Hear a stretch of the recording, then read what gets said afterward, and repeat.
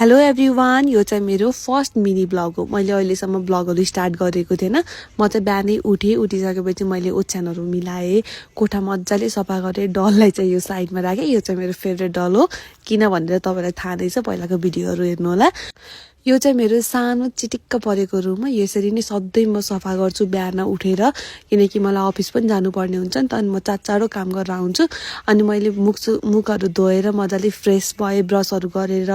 अनि त्यसपछि मलाई खानाहरू पनि पकाउनु पर्ने थियो। अनि मैले भात बसालेँ, भात दाल तरकारी बनाएको थियो। यो चाहिँ मैले तरकारी बनाउँदैछु अहिले चाहिँ। म चाहिँ फेरि जहिले यो प्लमको राइस वाटर युज गर्छु। मजाले स्प्रे गरेपछि यसलाई म मजाले सुक्न दिन्छु। यो सुकेपछि मैले चाहिँ जहिले मोइस्चराइजर युज गर्छु। मोइस्चराइजर चाहिँ फरेभर 52 को युज गर्ने गर्छु। म चाहिँ फर्स्टमा चाहिँ पम्प गर्दा थोरै आएको कारणले फेरि मैले पम्प गरेर अलिक धेरै लगाएँ।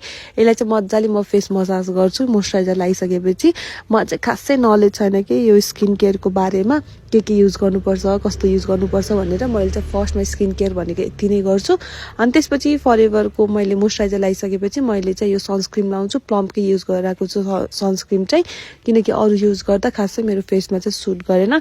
कालो कालो हुने, कसो हुने, सुटै नगरेपछि मैले प्लमको युज गरिरहेको छु अहिले चाहिँ। यो चाहिँ मैले रेडी भइसकेपछिको लुक हो। म चाहिँ अब अफिस जाँदैछु, खानाहरू खाइसकेँ, सबै रेडी भएर अफिस जाँदैछु।